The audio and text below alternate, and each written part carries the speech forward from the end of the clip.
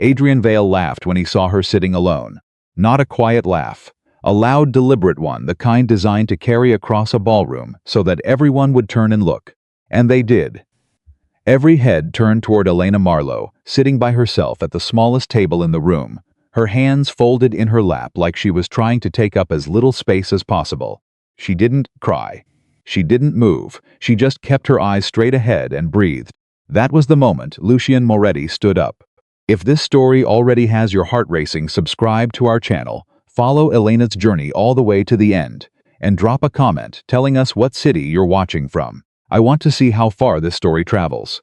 The Valenti Foundation Gala was the kind of event where invitations alone cost more than most people earned in 6 months. The Grand Meridian Hotel in Midtown Manhattan had been transformed for the evening. 3,000 crystal pendants hung from the ballroom ceiling. Every table wore white linen so crisp it looked starched by hand. The silverware gleamed. The champagne came in bottles that cost $400 each. Elena Marlowe had never been to anything like this in her life. She stood at the ballroom entrance for almost a full minute, holding her small clutch purse against her stomach like a shield. She told herself to breathe. She told herself she deserved to be here. She told herself the dress was fine, that nobody would notice it wasn't designer, that the color a deep burgundy she had chosen, because it made her feel powerful when she tried it on at home, was exactly right. She was wrong about all of it. The first person who saw her was Constance Hale, wife of the Hale Investments chairman, a woman who had perfected the art of making people feel small, using nothing but a slow head-to-toe glance. Constance looked at Elena for exactly 3 seconds, decided everything she needed to know, and turned back to her conversation. Elena felt it like a door closing in her face. She stepped inside anyway. She had been working as an executive assistant for the Hargrove family for 4 years. 4 years of arriving before anyone else, staying after everyone left, organizing schedules and managing crises, and absorbing blame for things that were never her fault. When Margaret Hargrove handed her the invitation 6 days ago, Elena had thought, genuinely, stupidly thought, that it was a gesture of appreciation, a recognition that she existed beyond the office. "You should come," Margaret had said, sliding the embossed envelope across the desk without looking up. "It would be good for you to be seen." Elena had taken those words as kindness. Standing now in the middle of the ballroom, watching Margaret Hargrove laugh with a senator's wife on the far side of the room, Elena understood what "good for you to be seen" actually meant. It meant, come, so you can see what you'll never have. She found her place card after 10 minutes of searching. Table 17. Corner of the ballroom, half hidden behind a decorative column. The smallest table in the room, 1 chair, 1 setting. Her name written in the same elegant script as every other card, but placed here, away from the warmth and the noise and the light, like an afterthought, like a mistake the organizers hadn't bothered to fix. She sat down. She put her clutch on the table. She smoothed her dress over her knees. She picked up her water glass and held it, because holding something gave her hands a purpose, and a purpose kept her from shaking. Around her, the ballroom filled with exactly the kind of beauty that had always felt like it belonged to other people. Couples moved toward their tables with the easy confidence of people who had never once wondered if they were welcome. Friends waved across the room to friends. Business partners shook hands and laughed at inside jokes.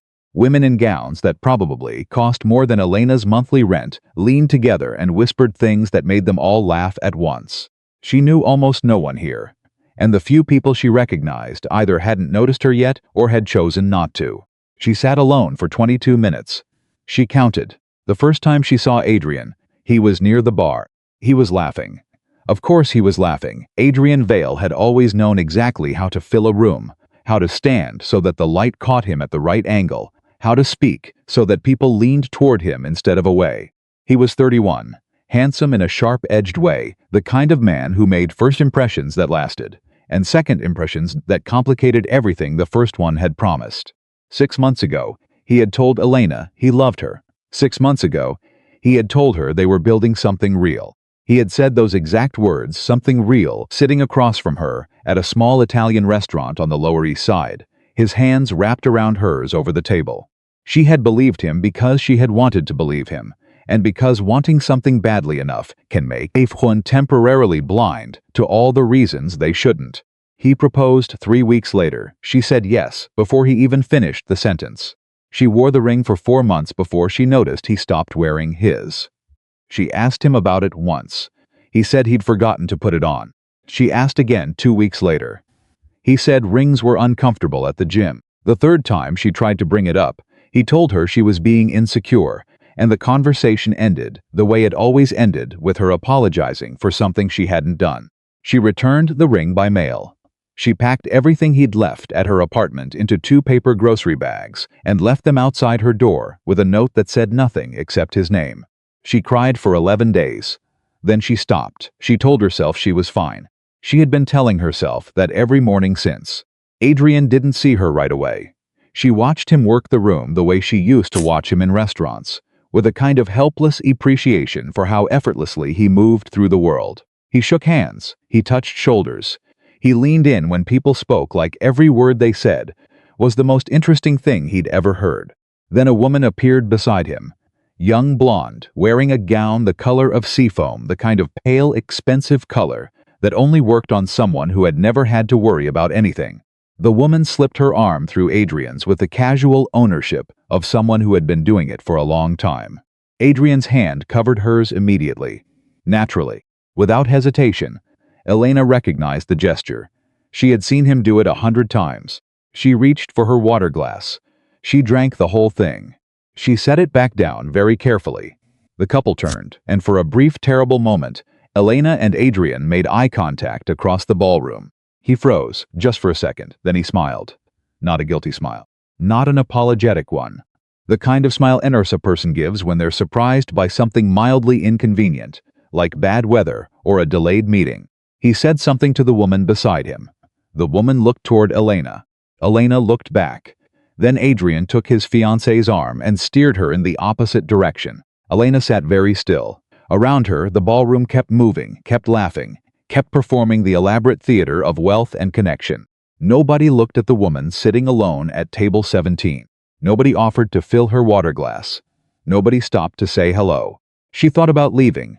She thought about it seriously, picking up her clutch, walking out through the front entrance, getting into a cab, going home, taking off the dress, making tea, watching something on television, until the feeling passed. But she didn't leave, because she had stopped running from things that were hard. She had made herself a promise after Adrian, after the ring, after the 11 days of crying. She was done making herself smaller to fit inside other people's comfort. She was staying. The dinner announcement came at 8 o'clock. A man in a black suit spoke into a microphone at the front of the room, welcoming everyone to the Valenti Foundation's annual gala, thanking the major donors by name, listing the causes the foundation supported. His voice was smooth and practiced, the voice of someone paid to make large gatherings feel intimate. Elena looked at the table beside her. 6 seats. 6 place cards. 6 people who arrived within the next 3 minutes, greeting each other with the warmth of people who'd known each other for years, pulling out chairs, pouring wine, picking up conversations that had been paused since the last event. None of them looked at her. Not because they were cruel, simply because she wasn't on their radar at all. She picked up a dinner roll and put it on her plate. She wasn't hungry. She did it anyway because having food on her plate gave the impression that everything was normal, that she was here intentionally, that she was exactly where she was supposed to be. The courses began to arrive. Soup, salad, entrees that smelled extraordinary. She ate slowly, methodically, the way she did everything when she was holding herself together. And then Adrian Vale walked to the center of the room. She knew something was wrong the moment he picked up a microphone. Adrian had a particular quality, a gravitational pull, the ability to make a room focus on him before he'd even said a word. People turned toward him, instinctively, the way faces turned toward light. The woman in the seafoam gown stood at his side. "Good evening, everyone." His voice came through the speakers, warm and easy. "I know we're here to celebrate the incredible work of the Valenti Foundation, but I have a small announcement that can't wait." Laughter. Murmurs of anticipation. "Sofia Vasquez has agreed to marry me." The room erupted, applause. Champagne glasses raised. People calling out congratulations from across the tables. Sofia, that was her name. Sofia pressed her face into Adrian's shoulder, laughing, showing off a ring that caught the light from every angle. Elena looked at the ring. She knew what a ring from Adrian looked like. She had worn one. She put her fork down. She placed her hands flat on the table, felt the cool linen under her palms, and took one breath in, one breath out. Then Adrian spoke again. "There's someone in this room I should probably acknowledge." He was smiling the smile she knew, the performance smile, the one he used when he wanted an audience.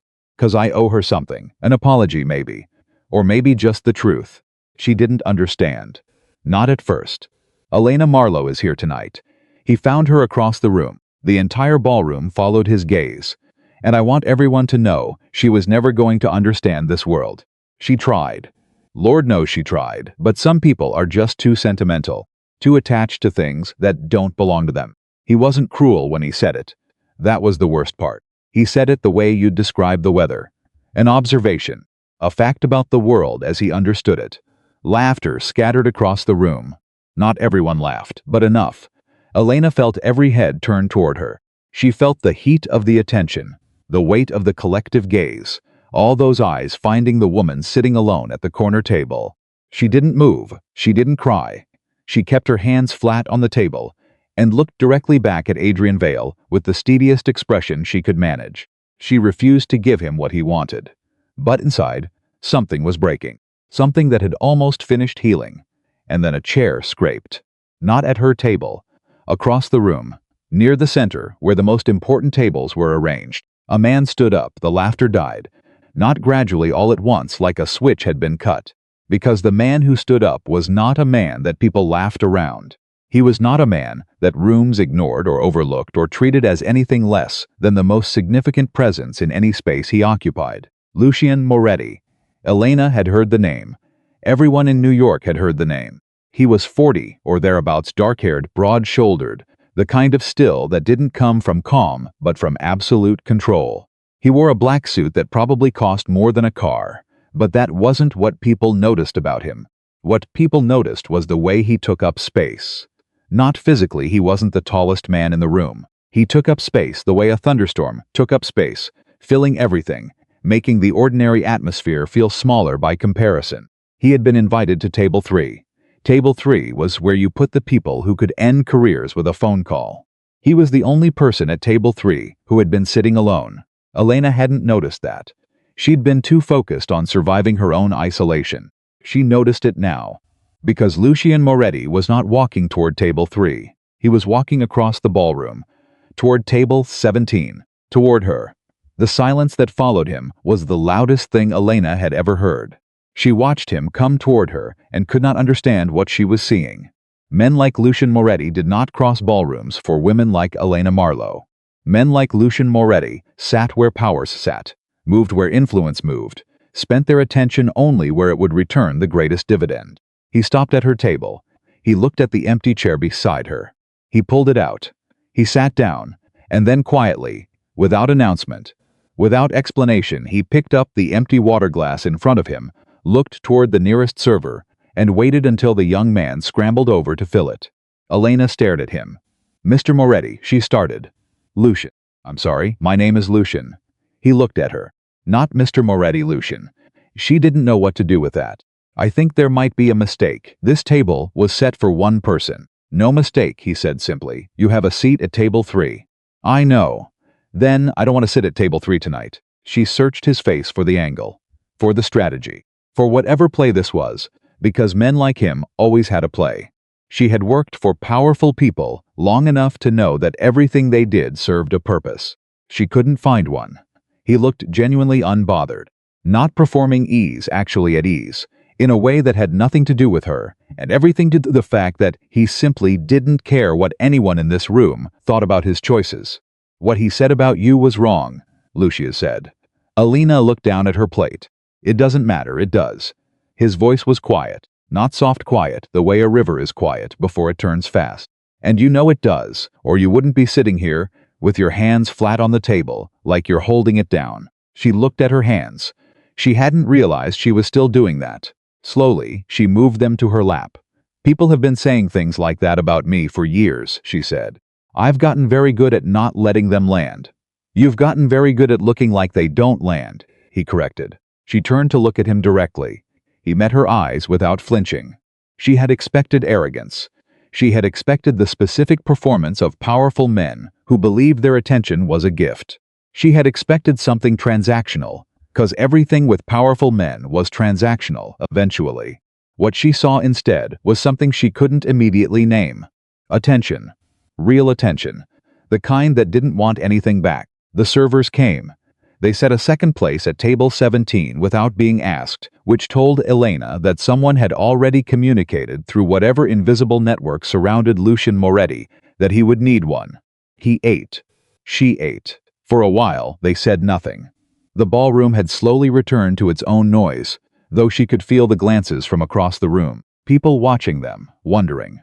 Adrian Vale was still at the center of the room, still performing his engagement, but his eyes had gone to table 17, 3 times in the last 10 minutes. She clocked each one. "You've been watching him watch us," Lucian said without looking up from his plate. "He's been watching us 3 times. 4, Lucian said. "You missed the one during the soup course." Something unexpected happened in Elena's chest. The beginning of a smile, she pressed it down. "Why are you really here?" she asked. He set his fork down, picked up his wine glass, considered the question with the seriousness of someone who didn't give careless answers.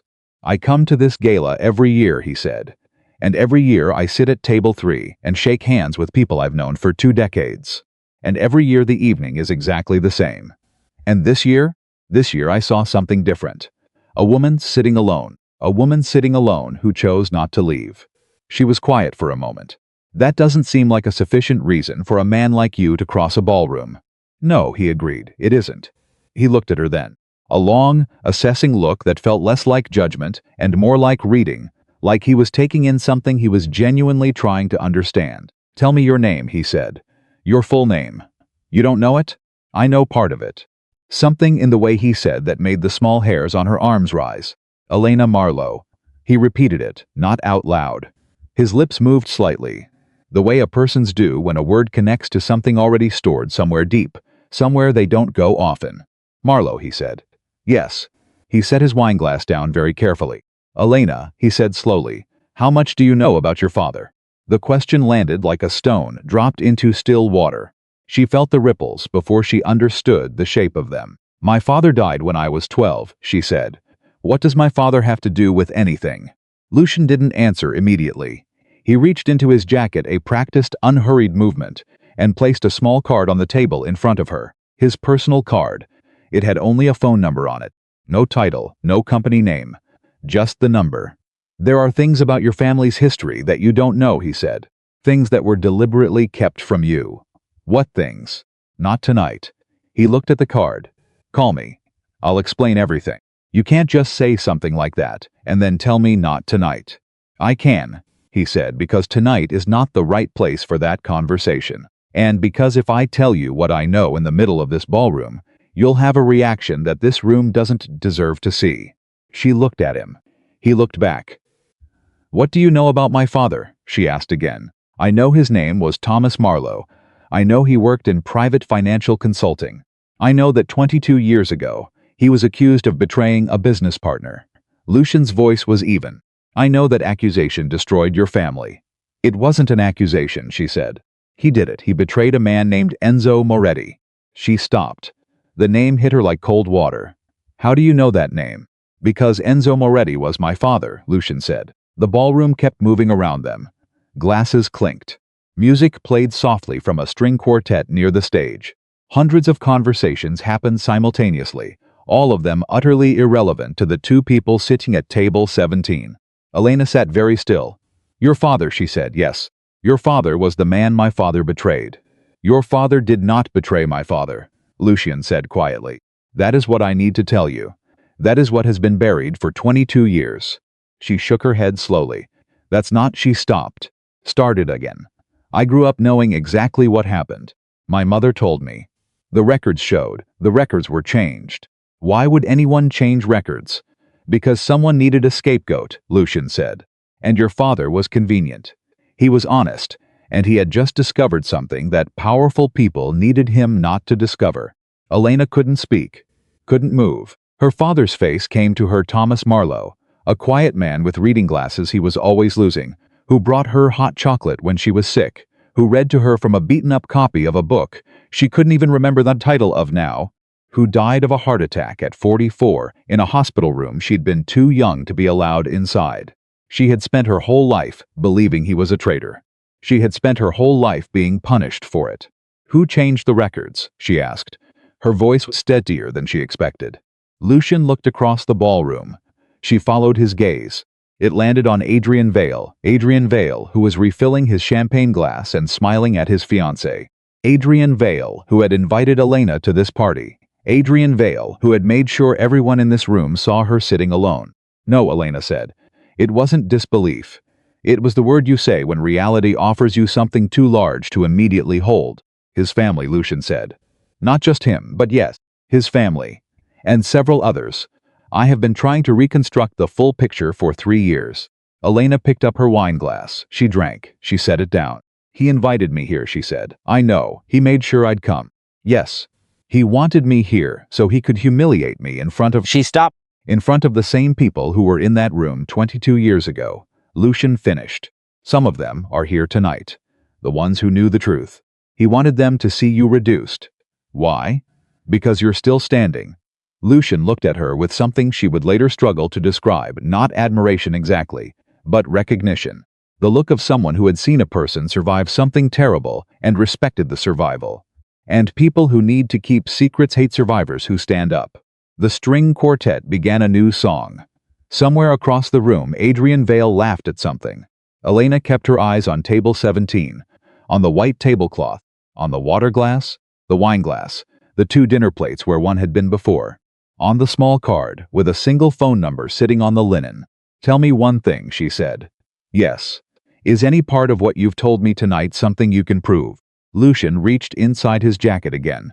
He placed a folded document on the table. Not a card this time, 3 pages, folded into thirds, worn at the edges like they'd been unfolded and refolded many times over many years. She opened it. She read the first paragraph. Then she read it again. Her father's name was in it. Her father's name was in it, written as a witness, not a betrayer, a witness who had tried to report a criminal conspiracy, a witness who had been silenced. Where did you get this? She whispered. It was in my father's personal files, Lucian said. In a box he kept locked for 20 years. I found it after he died. She looked up. Your father knew the truth. My father knew the truth and was too sick and too old by the time I found the box to tell me how to use it. There was something in Lucian's voice, not grief exactly, but the controlled weight of old grief that had been carried so long it had changed shape. I have been trying to find the right moment and the right leverage for 3 years. And tonight, he said, I found something I didn't expect to find. What? He looked at her. The dangerous man, the Mafia boss, the man whispered about in private clubs. He looked at her the way no one in this room had looked at her all evening, not through her, not past her, not down at her, directly at her. The person the story actually belongs to, he said. Across the room, Adrian Vale looked toward table 17 for the 5th time. He saw Lucian Moretti leaning toward Elena Marlowe, speaking quietly. He saw Elena's face not broken, not reduced. Not the face of the sentimental, unwanted woman he had described to the ballroom. He saw something that made his expression change. Something that crossed his face too quickly for most people to read. Elena caught it from across the room. She understood it immediately. Fear. Not of her, of what she might now know. She folded the document carefully. She looked at Lucian. What happens next? She asked. Lucian picked up his wine glass. That, he said, is entirely up to you. She looked down at the card on the table. 1 phone number. 22 years of lies. A room full of people who had watched her sit alone and decided she deserved it. She picked up the card. She placed it inside her clutch.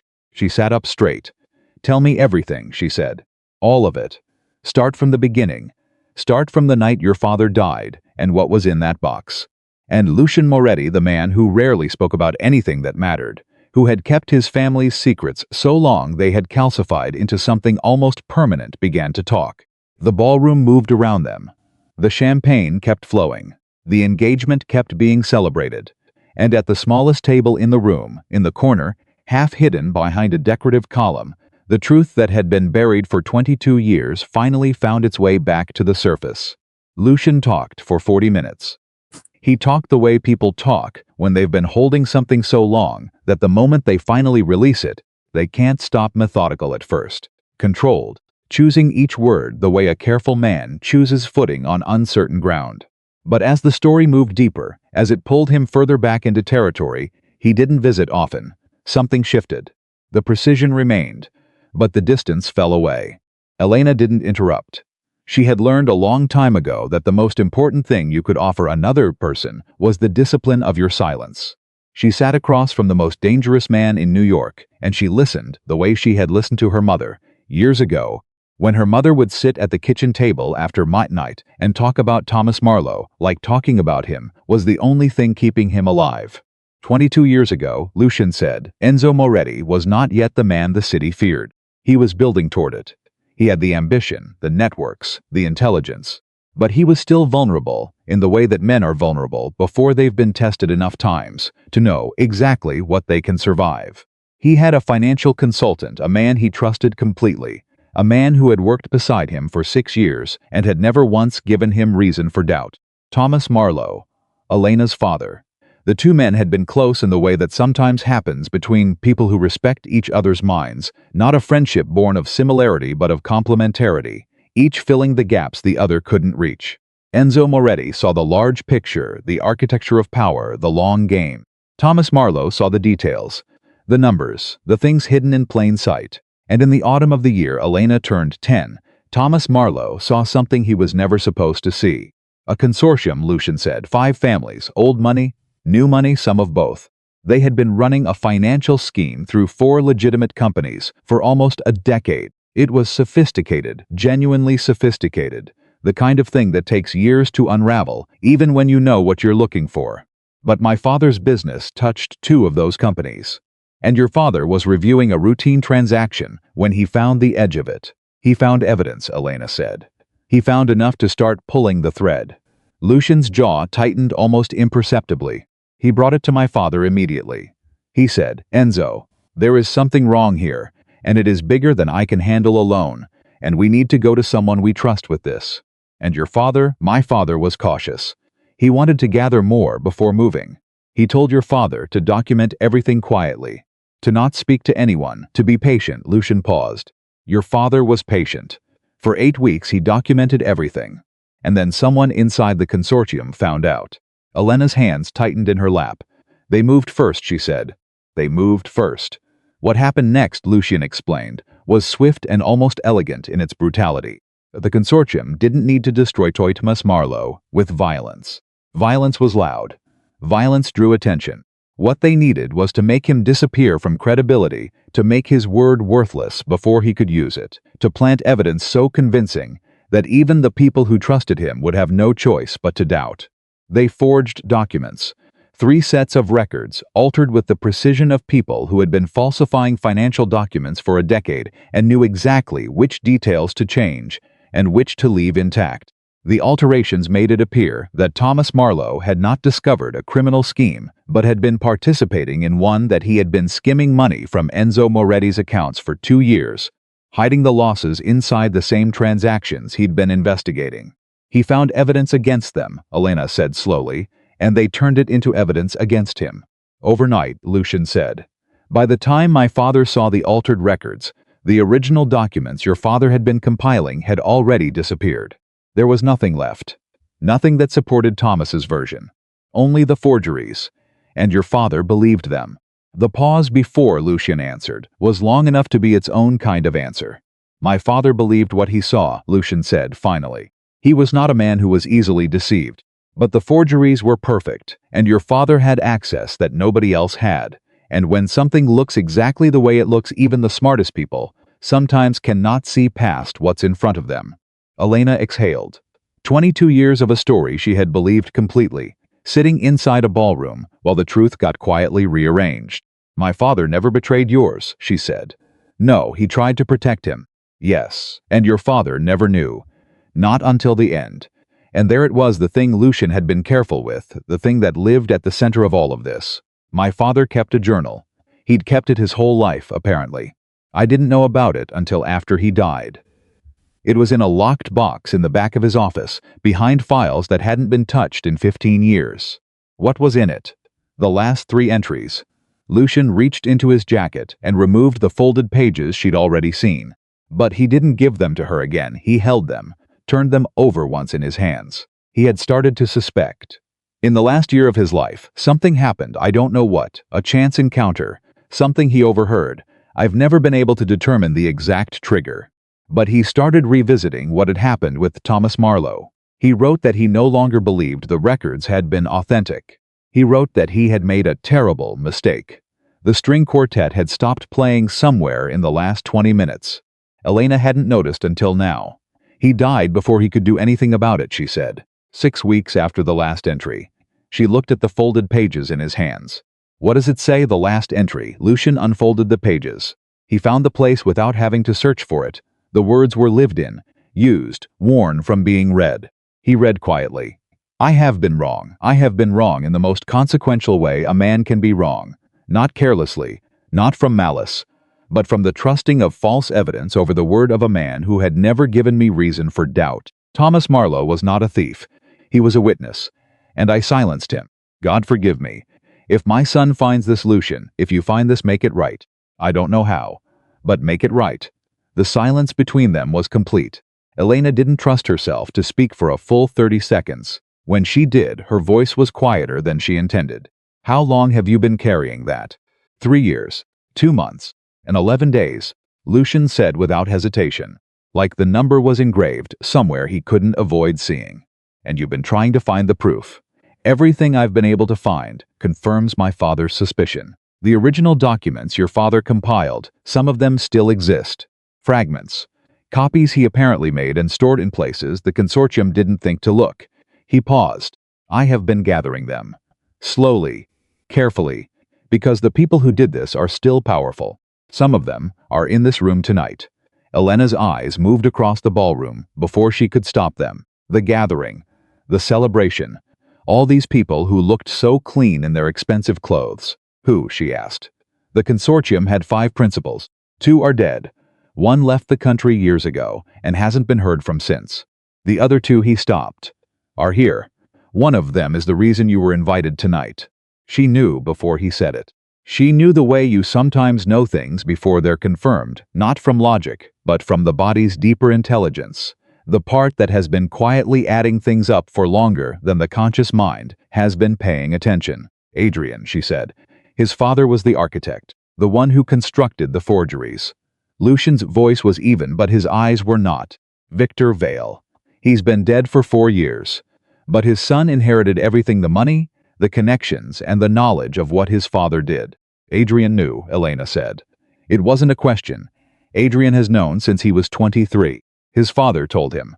Made him understand what the family had done and why it could never come out. Lucian looked at her steadily. And when he met you, Elena, he understood very quickly who you were. The thing that had been sitting at the back of her mind since the first conversation she'd ever had with Adrian Vale, the small voice she'd dismissed as her own insecurity, spoke up now with perfect clarity. He had sought her out. She had thought it was coincidence. She had thought God. She had believed so completely, so humiliatingly, that he had fallen for her because she was worth falling for, that he had pursued her because something in her had caught something in him. He was watching me, she said, for 2 years before he introduced himself. Yes, the relationship was never accidental. The word that formed in her throat was not one she would say in public. She swallowed it. What was he trying to do? If he already knew everything was buried, why stay close to me? Why not just leave me alone? Because you were getting closer, Lucian said. Not intentionally. You didn't know what you were looking for. But 4 years ago, you took a job with the Hargrove family. And the Hargroves have financial ties to 2 of the companies the consortium used. You were sitting inside the architecture of it, without realizing. And Adrian was watching to make sure I didn't accidentally find what your father found. He nodded. At first I think his intent was simply to monitor, to keep you close where he could see you, but then he stopped. Then I ended it, Elena said. Then you ended it. And suddenly he couldn't see you anymore. And he panicked. So tonight was a preemptive strike. He gets you here, publicly humiliates you, destroys your credibility with everyone who matters in this world, and makes sure that if you ever did come forward with anything, you'd be dismissed as a bitter, rejected woman with a grudge. Lucian's voice was controlled, but something underneath it was not. It was strategic. He's his father's son. Elena sat with that for a moment. The whole architecture of the last 6 years reassembled itself in her mind, with different labels on everything. Every moment she'd thought she was choosing, she'd been steered. Every moment she'd believed in, someone had calculated. The Italian restaurant, the proposal, the ring he stopped wearing. Even the ending, even the part she'd thought she'd controlled had been managed. She was angrier than she had ever been in her life. Not the hot, obvious anger that shook and broke things. The cold kind, the kind that settles into the bones and makes a person absolutely terrifyingly still. "Who's the fifth member?" she asked. "You said 5 principals. Adrian's father, the 2 who are dead, the one who left the country. Who's the 5th? Lucian looked at her for a long moment. "Before I tell you that, I need you to understand something. What I've just told you tonight, this is the most I've told anyone. In 3 years of working on this, you are the first person outside my own organization who has heard any of it. Why tell me at all?" she asked. "You could have found another way. You didn't need to sit down at my table and—" "I've been watching you for 6 months," he said. She went still. Not with fear, with the specific alertness of someone who has just discovered the ground beneath them is different from what they assumed. "Watching me. When I identified Adrian Vale as connected to my father's case, I began looking at everyone in his life. You were there." He held her gaze. "But I want to be precise. The reason I watched was strategy. The reason I walked across the room tonight was not." "Then what was the reason?" "He made that speech," Lucian said, "and you didn't flinch. Not once. You sat there with everything he threw at you landing on you in front of 400 people, and you didn't flinch, and you didn't leave, and you didn't give him the satisfaction of a single visible reaction." He paused. "I have been in rooms full of people trying to break me for 20 years. I know exactly how much it costs to hold yourself together when someone is trying to publicly dismantle you. And I know how rare it is to do it, as well as you did tonight." She looked away. Not from discomfort, from the strange, almost unbearable sensation of being seen accurately. "It cost a lot," she said quietly. "I know. It costs everything you have in that moment, and then you have nothing left over, and then you go home, and you fall apart in private where nobody can use it against you." "Yes," he said. "Just that. Just yes, the agreement of someone who understood not theoretically but from the inside." She looked back at him. "Who's the 5th member?" he told her.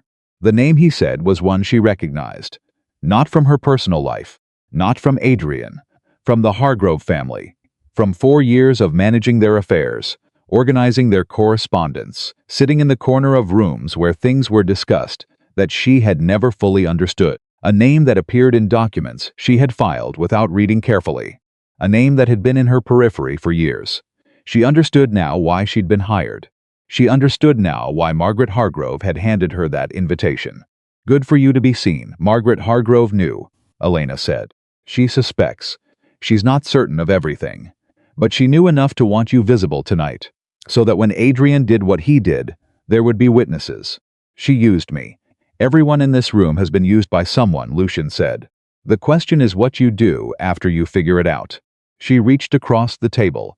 She picked up the folded document, his father's journal pages. She held them. "May I keep these?" He looked at the pages in her hands. Something crossed his face, not reluctance, but the particular heaviness of releasing something that had been held for a very long time. "Yes," he said. She placed them in her clutch beside his card. She squared her shoulders. "I want everything," she said. "Every piece of evidence you've gathered. All of it. That's not a small request. I know what I'm asking for.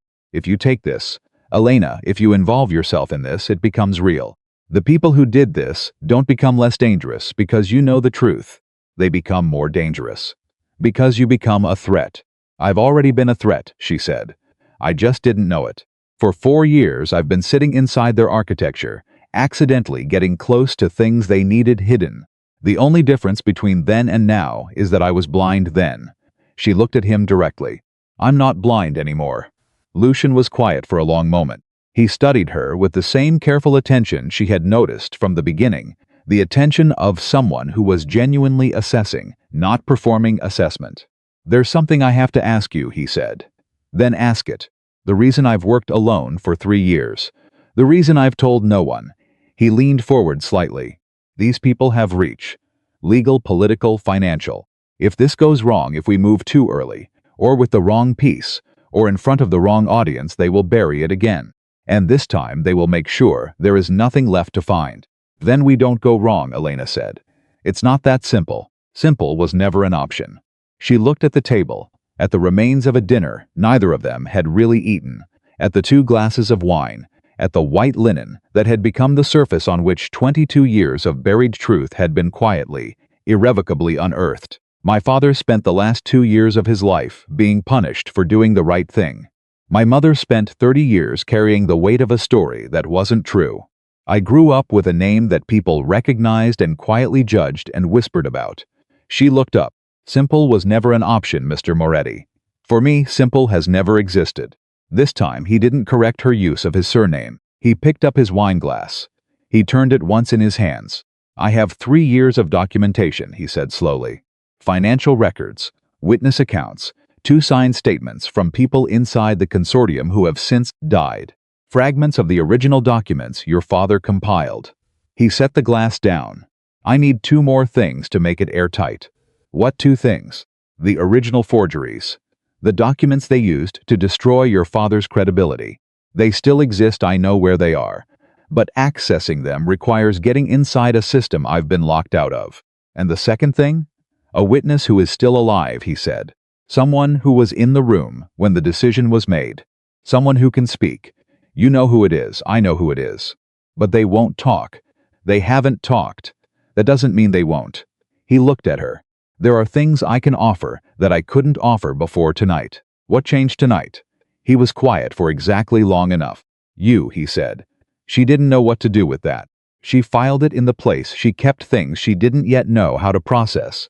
Alongside his father's words, alongside the reconstruction of Adrian Vale's intentions, alongside the feeling of 22 years lifting off her shoulders and rearranging themselves into something she could actually carry. I need to think, she said. That's reasonable. I need a day. Take whatever you need. Don't disappear, she said. Don't decide I'm a liability and pull back. If you're going to tell me this much, you stay in it. Something changed in his expression. Not dramatically, just a small, genuine shift at the corners, the adjustment of a face that had spent so long being unreadable that real emotion moved through it strangely, like water finding new channels. I don't disappear from things I decide to commit to, he said. She believed him. She didn't know if she should, but she believed him.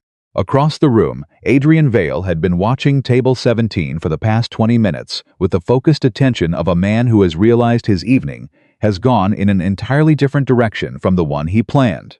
The woman he had publicly reduced was sitting across from the most powerful man in the room, not flinching, not leaving, not performing gratitude or confusion or any of the reactions he had expected.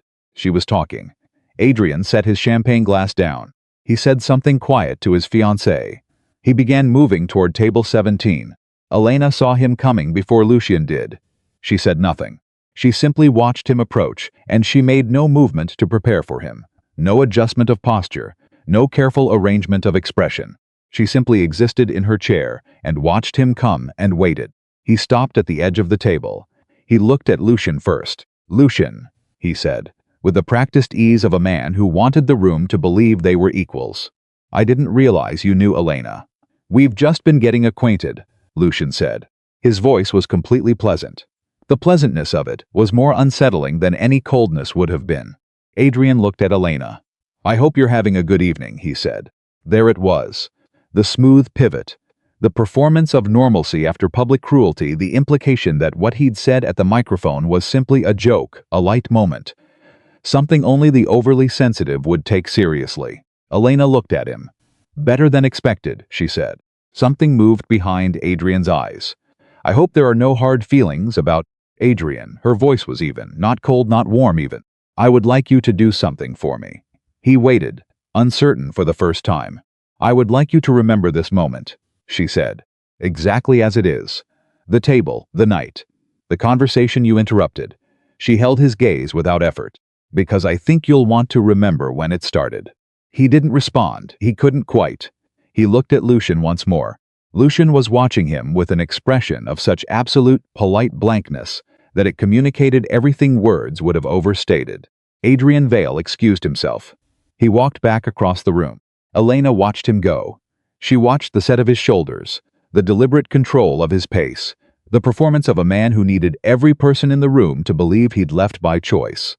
She watched him take out his phone the moment he thought he was far enough away. She watched him make a call. "He's frightened," Lucian said quietly.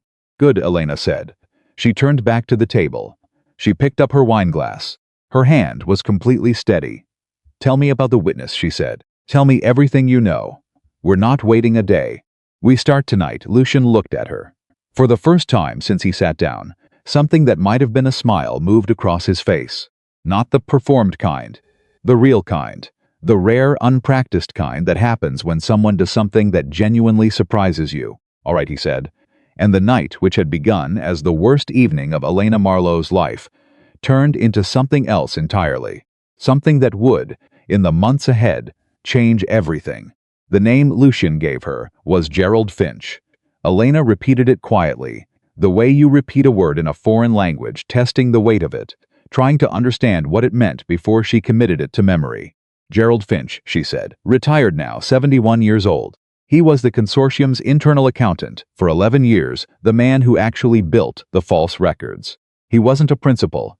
He was hired to do a specific job and paid very well to forget about it afterward." Lucian kept his voice low, calibrated to carry exactly as far as the edge of the table and no further.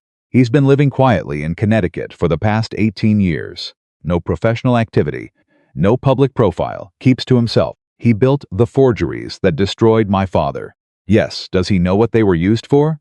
Lucian paused. "He knows exactly what they were used for. He's known since the day he handed them over." Elena absorbed that. Somewhere in Connecticut, an old man had been living for 18 years inside the knowledge of what he'd done, waking up with it, eating breakfast with it, watching the years go by while the wreckage he'd created settled into the permanent landscape of other people's lives. "You've approached him," she said. It wasn't a question. Twice. The first time, 3 years ago, he closed the door in my face. The second time, 18 months ago, he listened for 4 minutes and then told me he had nothing to say and nothing to offer, and that if I came back, he would contact his attorney. "But he hasn't gone to his attorney," Elena said. "In 18 months, he hasn't moved to protect himself legally, which means he's not ready to fight. He's still deciding." Lucian looked at her. "That's exactly right. And you think I can reach him in a way you couldn't. I think you are something I'm not," Lucian said simply. "I am the son of the man who was deceived. I have every reason to pursue this, and every resource to threaten with. Gerald Finch looks at me and sees danger. He calculates his risk and decides silence is still safer." He leaned forward slightly. "But you are the daughter of the man who was destroyed. You have nothing to threaten him with. You have only the truth of what was done and who paid for it. And sometimes," he stopped. "Sometimes the one thing that moves a guilty person is the face of who they hurt," Elena finished. Yes, she thought about it for exactly as long as it deserved. "When do we go?" "Not tonight. He won't open the door at night to strangers." Lucian reached into his jacket one more time. He seemed to have an inexhaustible interior, this man, as if the jacket itself were a filing system, and produced a folded piece of paper with a handwritten address. "Tomorrow morning. Early. Before he has time to prepare himself for the day and build his walls back up." She took the paper, looked at the address, folded it. "You'll come with me. If you want me there." "I want you there," she said. "Not to speak. I'll do the talking. But I want you there because he should understand that this isn't going away, that there are 2 of us now." Lucian nodded slowly. "There's one more thing you need to know before tomorrow," he said. His voice had shifted barely perceptibly, but Elena had been listening carefully enough, for long enough tonight, that she caught it. The way a musician catches a half step that changes the quality of everything that follows. "Tell me," she said. "Adrian made a phone call 12 minutes ago." She stared at him. "You know about the phone call. I have people watching him tonight. When I saw him heading to this table, I sent a message." He held her gaze steadily. "The call lasted 4 minutes. The number he dialed belongs to a man named Carson Wells. Carson Wells is an attorney who has represented the consortium's interests for 15 years.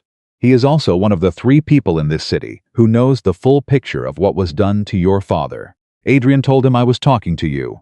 Almost certainly. And now Wells is doing exactly what you'd expect him to do. Alerting people. Assessing the risk. Deciding whether tonight represents a genuine threat or a manageable coincidence. Lucian's voice remained even. We have a window. It will close. How quickly depends on how much Wells knows about what I've already gathered, and how much he credits the possibility that I've shared it with you. Elena felt the shift, the pressure of time becoming real. Until 60 seconds ago, this had been a revelation, a grief, an enormous restructuring of 22 years of false certainty.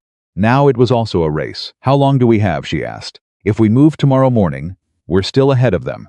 Wells will need time to consult, to make his own calls, to determine whether Finch has been compromised. He won't move on Finch overnight. Lucian paused. But if we wait past tomorrow, I don't know. Then we don't wait. She picked up her clutch. The document was inside. The card, the address.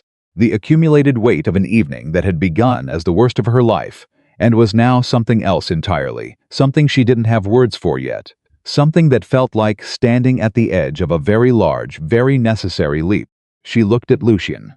7 o'clock tomorrow morning, she said. Pick me up. He reached across the table and wrote something on the back of the address paper, retrieved it from her hand so quickly she barely had time to react, wrote on it, and returned it. The name of a street corner, 2 blocks from her apartment building. How do you know where I live? She asked. I told you. 6 months. She should have been unsettled by that. The fact that she wasn't told her something about how thoroughly the evening had rearranged her instincts. She stood. She smoothed her dress, she put the clutch under her arm, and then she looked across the ballroom at Adrian Vale, who was standing with his fiancée and 3 other people, performing perfect celebration, performing perfect happiness, performing everything so thoroughly that anyone watching would have believed it completely. His eyes found her from across the room. She held his gaze for exactly 3 seconds. Then she turned and walked out. She didn't hurry. She didn't look back. She walked at exactly the pace of a woman who has decided where she is going and is no longer interested in the room she's leaving. It was the first moment all evening that felt entirely, completely hers. She didn't sleep. She tried. She lay in the dark of her apartment, on top of the covers because she couldn't bring herself to get underneath them, still wearing half her makeup, the burgundy dress folded over the chair in the corner, and she stared at the ceiling and let the information move through her. Her father's name, Thomas Marlowe. Not a traitor, a witness. A man who had done the right thing and been destroyed for it with such precision that even his own daughter had spent 22 years believing the lie. She thought about the last time she'd seen him. She'd been 12, and he'd been at the kitchen table with stacks of paper around him, glasses pushed up on his head, and he'd looked tired in a way that had frightened her even then, without her understanding why. She had asked him what he was working on, and he'd smiled at her, the specific smile, the one that was just for her, and said, "Nothing you need to worry about, bug. Go back to sleep." She'd gone back to sleep. 3 months later, he was gone. She got up at 4:30, made coffee, sat at her own kitchen table, unfolded the journal pages in the lamplight, and read Enzo Moretti's handwriting for the 3rd time. Thomas Marlowe was not a thief. He was a witness, and I silenced him. She read it until the words became something she could hold without falling apart. Then she put the pages away, washed her face, changed her clothes, and was standing at the corner Lucian had written down at 6:47. He was already there. Connecticut took 2 hours. They didn't speak much in the car. Not from discomfort, from the particular understanding that sometimes what 2 people are carrying is large enough to need silence, to need space, to need the road and the movement and the early light to exist alongside it without anyone trying to narrate it. Twice, she looked at Lucian's hands on the wheel and thought about how strange it was, the specific strangeness of sitting beside a man she had known for 9 hours, and feeling, with absolute certainty, that she understood something essential about him. Not everything, not even close, but something real. He drove the way he moved with complete economy of effort, no wasted motion, no unnecessary adjustment, just steady forward movement. About 40 minutes outside the city, he said, "How are you?" She considered the question seriously. "Afraid," she said, "and clear. Both at the same time." "That's usually where the best decisions come from," he said. "Is that how you felt?" When you found the box. He was quiet for a moment. The road moved under them. I felt alone, he said. I had been running my father's empire for 4 years by then. I was surrounded by people every day. And the night I found that box and read those 3 entries, I have never felt more alone in my life. He paused. Because there was no one I could tell, and the thing I was holding was too large to carry quietly, and too dangerous to share carelessly. But you carried it anyway. For 3 years. Until last night. He glanced at her briefly. Until last night, he said. She looked back at the road.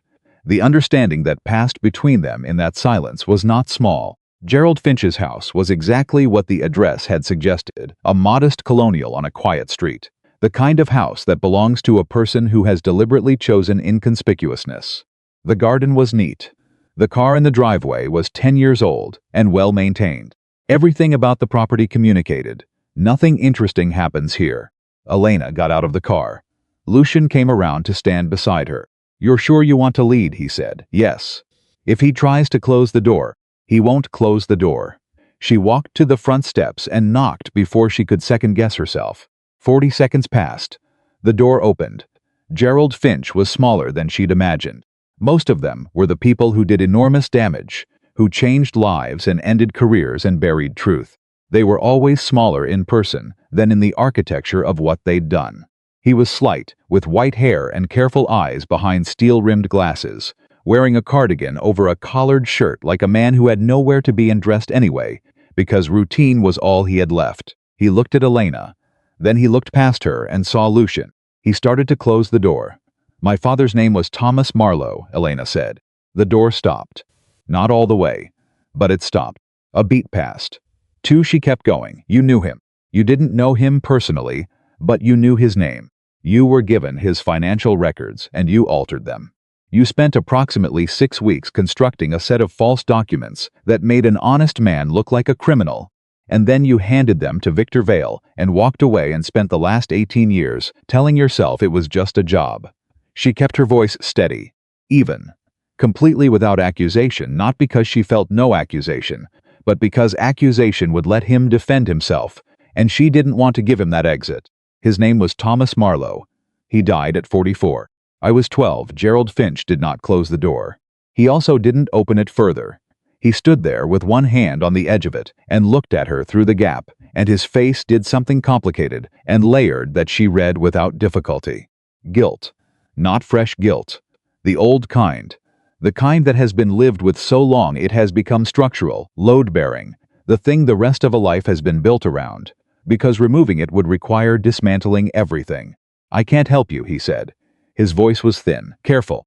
You're already helping me, Elena said. You opened the door. That was a mistake. No, she said. Opening the door is the first right thing you've done about this in 22 years. And you feel that. I can see that you feel that. He looked at her for a long moment. Who are you? He said. Not rhetorically, genuinely asking, the way a man asks when he's trying to calibrate how much danger he's standing in front of.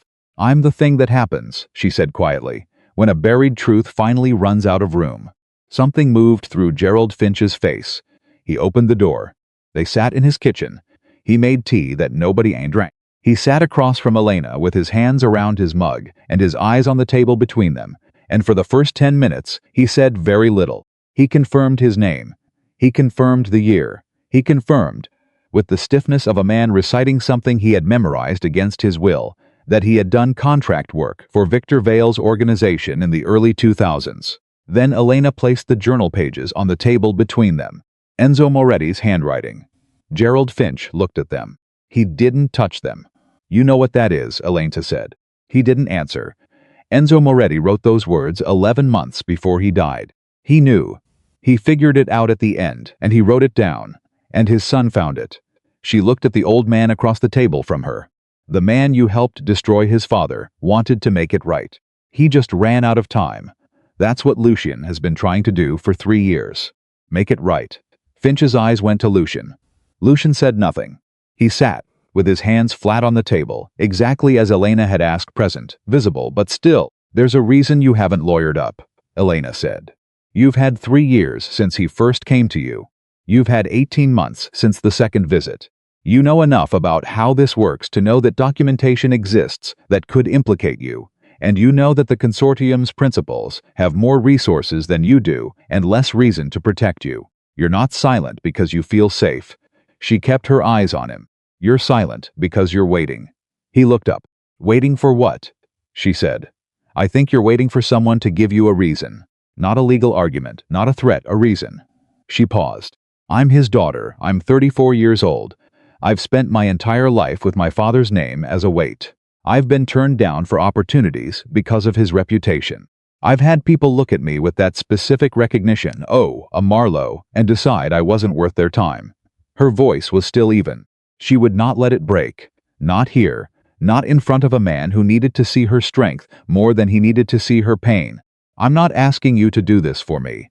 I'm asking you to do it for the version of yourself that knew, when Victor Vale handed you that check, that something was wrong. Gerald Finch looked down at the journal pages. He reached out. With 2 fingers, he turned them slightly toward himself. He read the first line. Then he set his mug down. He found out, the old man said.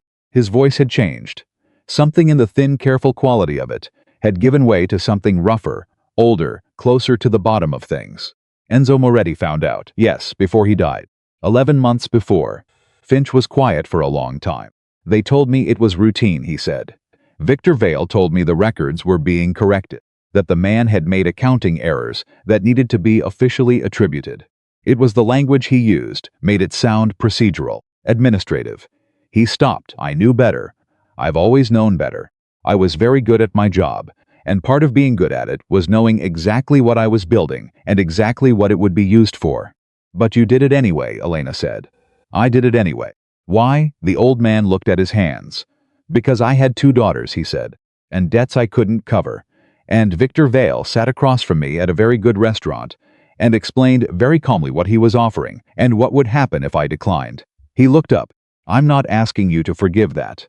I'm not asking for anything. I just want you to understand that the choice, such as it was, felt like no choice at all. I understand, Elena said. And I'm not here to forgive you or condemn you. I'm here because you are the last person alive who can tell the truth about what was built and why, and I'm here because I believe you have been waiting for someone to finally ask. The silence in the kitchen was very complete. Then Gerald Finch said, What do you need? Elena felt something release in her chest. Not relief, something larger than relief. The sensation of a door that has been sealed for 22 years, finally opening outward. A signed statement, she said. Your account of what you were hired to do, who hired you, what was provided to you, and what you built. In your own words, witnessed. She glanced at Lucien. We have a lawyer prepared. Finch nodded slowly. I'll need a day, he said, to write it correctly, to make sure every detail is accurate. He looked at Elena. Your father's name deserves accuracy. Yes, she said. It does. She picked up the journal pages. She hesitated, then set them back down in front of him. Keep those, she said. I think you should have them. He looked at her. Why? Because you should be able to read what Enzo Moretti wrote every day until you finish the statement. Not as punishment. As a reminder of what this is for. Gerald Finch placed one hand flat over the pages. He didn't speak. He didn't need to. They were back in the car by 9:45. For the first mile, neither of them said anything. Then Lucien said, That was extraordinary. Don't, she said. Don't what? Don't make it about talent. It wasn't talent. It was true. Every word I said to him was true, and sometimes true is the only thing that works. He was quiet for a moment. All right, he said. Another mile passed. We have the statement coming, Elena said, thinking out loud now, the way she did when she needed to hear her own reasoning. We have your father's journal. We have the documentary fragments you've gathered. What was the second thing? You said 2 things. The statement was one. The original forgeries were the other. Still the forgeries, he said. They're the keystone. Everything else builds a picture, but the forgeries are the proof of mechanism. They show exactly how it was done and by whom. Without them, a defense attorney can create enough ambiguity to muddy the water. Where are they? A private archive belonging to the Vale estate. Victor Vale kept physical copies of everything. He was old-fashioned in that way, didn't trust digital storage. After his death, his personal archive was transferred to a secure facility. He paused. The facility uses a private access system. It requires authorization from a Vale family member or their designated legal representative. Carson Wells, Elena said. Carson Wells, she thought about that. Adrian has access, she said, as Victor's heir, yes. Then we need something Adrian wants, more than he wants those documents protected. The car moved through the morning. She could feel Lucien thinking beside her the particular quality of silence that isn't empty but full, weighted with rapid internal computation. What does Adrian want? She said. Most. Underneath everything, underneath the performance, and the engagement, and the family legacy. What does he actually want? Control, Lucien said without hesitation. He spent his whole life under Victor Vale's authority. Everything he's done since his father died has been about establishing himself as independent, as the one who carries the legacy forward on his own terms. He glanced at her. He wants to be the man who made the family untouchable, not the man who inherited untouchability. Then what he fears most, Elena said slowly, is not the documents coming out. It's being exposed as someone who simply maintained what his father built. As a caretaker, not an architect. She looked at Lucien. He's been managing a cover-up he didn't create. And if that cover-up collapses, he doesn't just lose the protection, he loses the narrative, that he's something more than his father's shadow. Yes, Lucien said. So we give him a choice, Elena said. Not a threat. A choice. He gives us access to the archive voluntarily, in exchange for a very specific thing. What thing? His name, she said. We leave Adrian Vale out of the public account. His father's name goes in the record. The consortium members' names go in the record.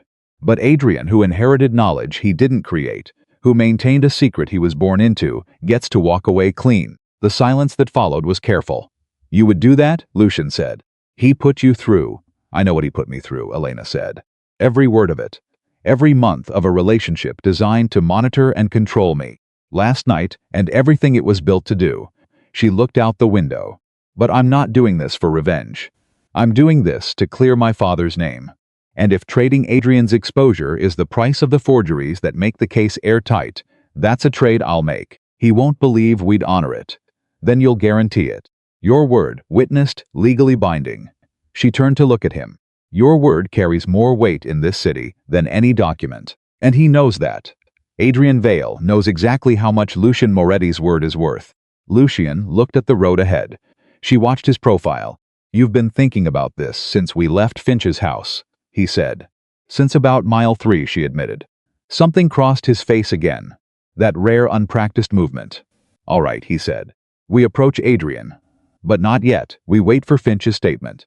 We wait for it to be signed and notarized, and in our possession. Then we approach Adrian from a position where we don't need him, but he doesn't know that. Agreed, she said, and Elena, his voice shifted. Just slightly. Enough, yes? After this is done, when your father's name is cleared and the truth is in the record and the people who need to face consequences are facing them. He kept his eyes on the road. I would like to have a conversation that has nothing to do with any of this. She was quiet for a moment. What kind of conversation? The kind that starts from the beginning, he said. Without strategy. Without case files. Without anyone's past determining what it can be. She looked at the road ahead of them. The morning light was full now.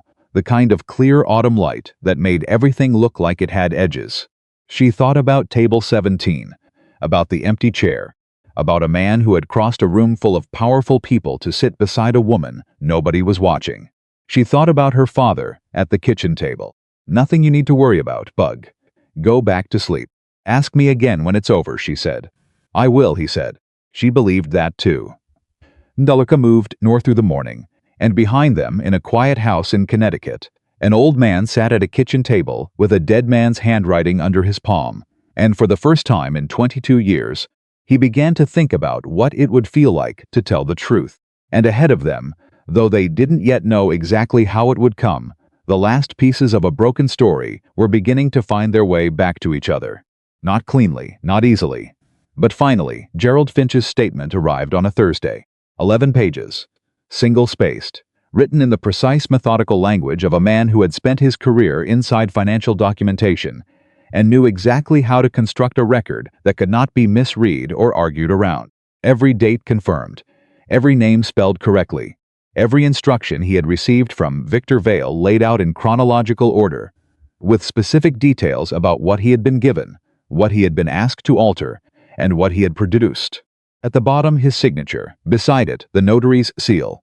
Elena read it twice at Lucian's office, sitting across from him at a desk that was larger than her first apartment, and when she finished the second time, she set it down carefully on the surface between them and pressed her palms flat against it, not to hold it down, to feel that it was real.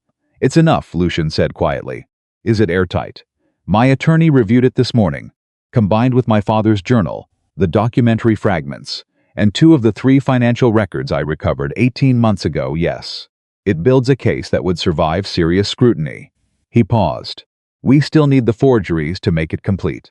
Without them, a skilled defense attorney can argue that Finch's memory is faulty, that the journal reflects a dying man's regret rather than documented fact, that the fragments are incomplete."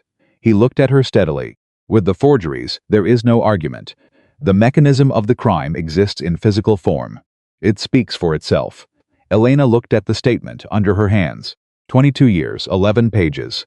"Then we go to Adrian," she said. "You're ready for that." It wasn't a question. He had stopped asking her whether she was ready for things. He had learned, in the 9 days since the gala, that Elena Marlowe's version of readiness looked like silence, followed by precision. She didn't announce herself. She simply moved. "Call him," she said. "Today. Don't give him time to think. Don't give Carson Wells time to prepare anything." Lucian picked up his phone. Adrian Vale answered on the second ring, which told Elena everything about how much he'd been waiting for this call. She sat across from Lucian while he spoke, watching Lucian's face, reading the conversation in the small adjustments of his expression. Lucian kept his voice neutral and professional, the tone of someone proposing a business meeting rather than the dismantling of 22 years of manufactured truth. "Tomorrow," Lucian said, "my office, 10 o'clock. A pause. "Come alone, Adrian. This isn't a conversation for attorneys." Another pause, longer. "Because what I'm offering you doesn't exist once lawyers enter the room. That's the only reason." He set the phone down. "He'll be here," Lucian said. "He's frightened." "Extremely." "Good," she said. "Frightened people make faster decisions." What she didn't say, what she kept carefully in the controlled interior space, where she kept things that were true but not useful to speak aloud, was that she was frightened too. Not of Adrian. She had stopped being frightened of Adrian the night she understood what he actually was. She was frightened of something more specific and harder to name. The fear of being close to the finish line. The fear that she had learned from her father's story that proximity to truth was exactly when the most dangerous moments happened. She didn't say any of that. She looked at Lucian and said, "Walk me through tomorrow." Every contingency he did. They spent 4 hours on it. She learned, over those 4 hours, that Lucian Moretti's reputation for being the most dangerous man in any room had very little to do with violence and everything to do with preparation. He had thought of contingencies she hadn't considered. He had anticipated responses she would have been blindsided by. He had, in 3 years of working alone on this case, developed a map of every possible direction the conversation could move, and he walked her through it with the patience and thoroughness of someone who understood that the difference between winning and losing was almost always in the details nobody else had thought to plan for. She didn't interrupt. She listened and asked questions where she needed to, and by the end of it, she understood something about him that she hadn't fully articulated before. He was not dangerous because he was ruthless. He was dangerous because he cared. About his father, about the truth, about doing this correctly. And now she let herself acknowledge it quietly, without making it larger than it was yet about her. She drove herself home that evening. She called her mother from the car. Her mother's name was Patricia, and she was 63 years old, and she had spent 30 years living in a small house in New Jersey that still had Thomas Marlowe's tools in the garage, because she had never been able to make herself move them. Elena had not told her mother anything yet. She had been waiting until she had something solid enough to give her. Not a hope, not a theory, a fact. She pulled to the side of the road 3 blocks from her apartment and sat in the parked car and called. Her mother answered on the first ring, the way she always did when Elena called after 9 o'clock, because after 9 was when Patricia Marlowe's nervous system went on alert for bad news. "I'm fine," Elena said immediately. "Nothing's wrong. I'm calling because something has happened, and I needed to tell you before it goes any further." A pause. "Tell me," her mother said, Elena told her. "Not everything, not yet." She gave her the essential shape of it, that she had met someone who had evidence that Thomas Marlowe hadn't done what he was accused of, that there was documentation, that they were close to being able to prove it publicly. The silence on the other end lasted so long that Elena said, "Mom, are you still there? I'm here." Her mother's voice was very quiet, the way very large things make a person very quiet. "I've known for 20 years, Patricia said. Elena went completely still. "What? I've known he didn't do it." Her mother's voice was careful, the carefulness of someone who has carried a thing so long they've learned to hold it without flinching. "Thomas told me, the night before the accusations became official. He sat me down at this kitchen table and he said, 'Patricia, I need you to know that whatever they say about me, it isn't true. I found something. I tried to report it. And now they're making sure I can't.'" Elena couldn't speak.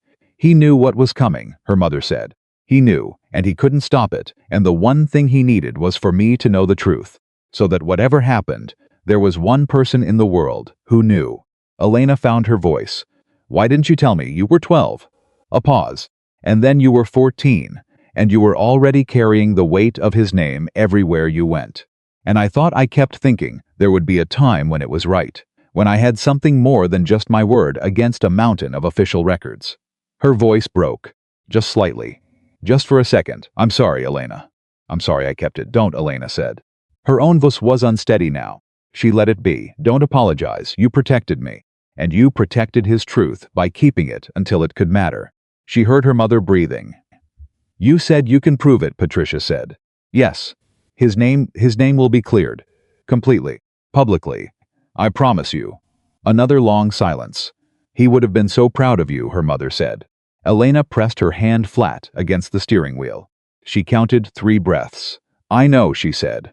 "I think he's been watching the whole time." She drove home with her mother's voice still in her ear, the particular warmth of it, the way it sounded different now, lighter, like something that had been pressing down on it, had finally shifted.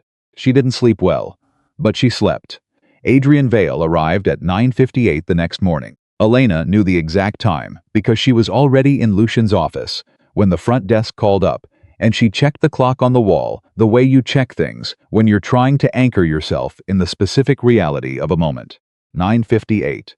She was sitting in the chair to Lucian's right, not behind his desk, not beside him, positioned deliberately at an angle that would require Adrian to look at both of them separately. No united front to perform calm in front of, no single target for his attention.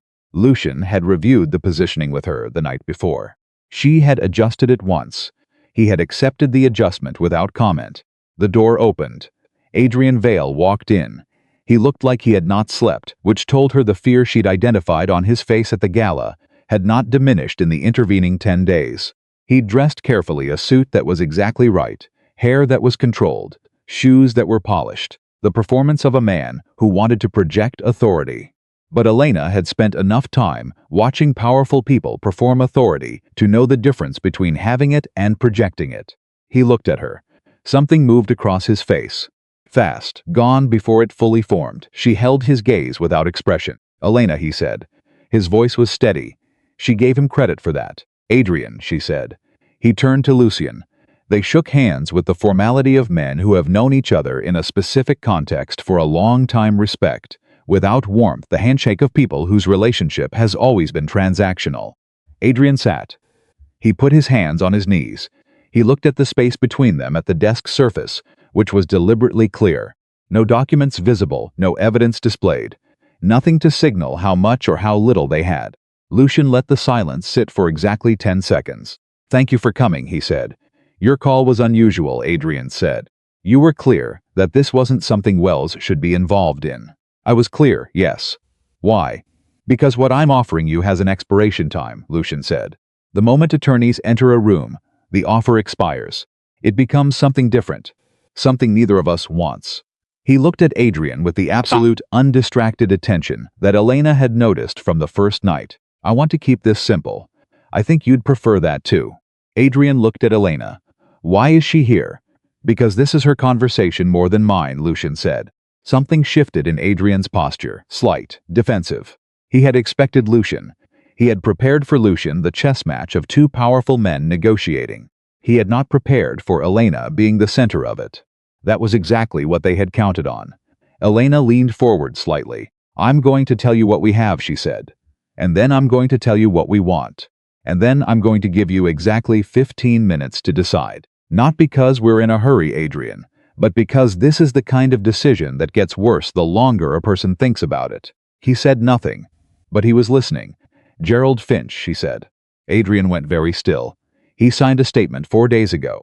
11 pages, every detail of what your father hired him to do, what he was provided with, what he produced, and who received the finished documents." She watched his face. He named Victor Vale by name 16 times.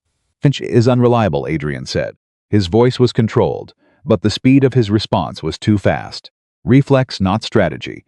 "He's an old man with a 40-year career in questionable work. Any attorney could." "Enzo Moretti's journal," Elena said. Adrian stopped. "The last 3 entries. Written 11 months before his death. He named your father. He confirmed that Thomas Marlowe had reported a criminal conspiracy and had been silenced for it.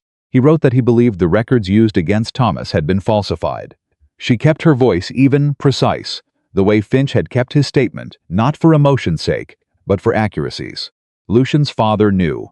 He carried that knowledge to his grave, and Lucian has been carrying it for 3 years." Adrian's jaw was tight. His hands on his knees had moved. One of them was pressed flat now, hard enough that she could see the tension in the tendons of his wrist. "Even with that," he started. "The documentary fragments," Lucian said. 4 partial records, recovered from 2 of the 5 companies the consortium used. Each one containing anomalies that correspond directly to the mechanism Finch described in his statement. He paused. "Each one traceable." The room was very quiet. Adrian sat inside the accumulation of it. She watched him processing. He was intelligent, she had always known that, even when she was choosing not to see how he used that intelligence. She could see him running the calculation, testing the weight of what had just been laid before him, looking for the weakness in it. "You said you want something," he finally said. "Access to your father's private archive," Elena said. "The facility in Westchester. The documents stored under Victor Vale's estate designation." "You want the forgeries," Adrian said flatly. "We want everything in that archive that relates to Thomas Marlowe and the Moretti account, from 2002 through 2004. And in exchange, your name stays out of it," Elena said. He looked at her, not at Lucian. At her. And she understood why he needed to read her. Needed to know if this was real. If the woman he had spent 6 years monitoring and managing, and systematically underestimating, was offering something genuine or setting a trap. She let him look. She didn't arrange her face into anything reassuring. She didn't perform sincerity.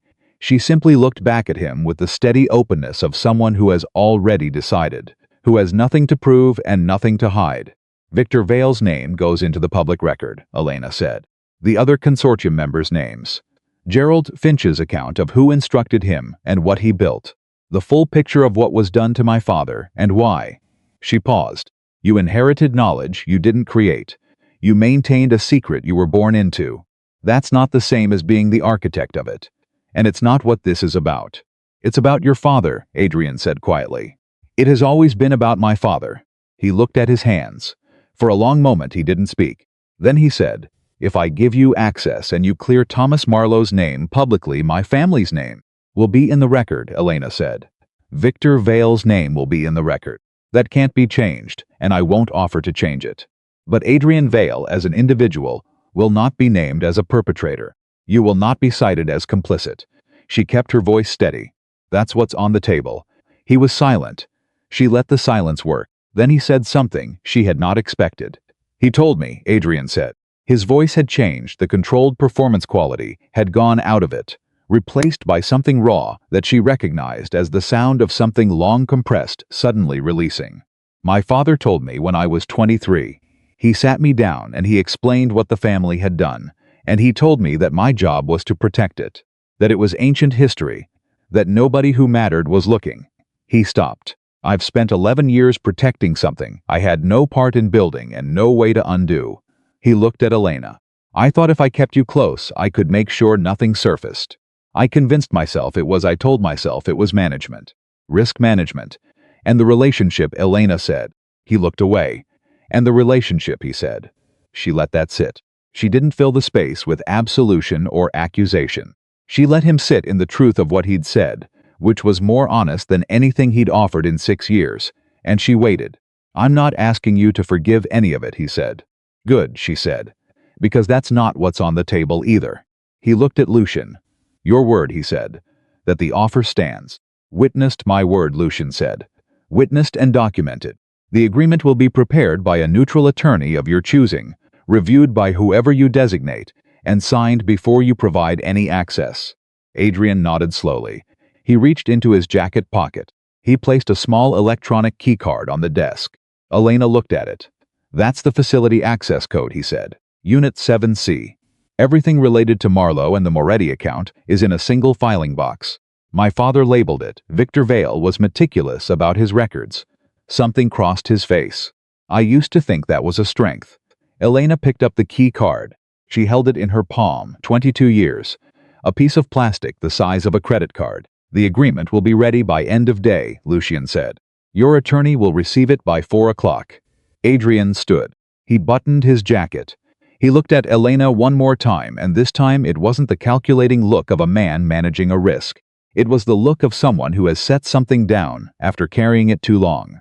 Not relief, exactly. Something more complicated than relief. The look of a person who is finally, irrevocably, out of the story they were never supposed to be inside.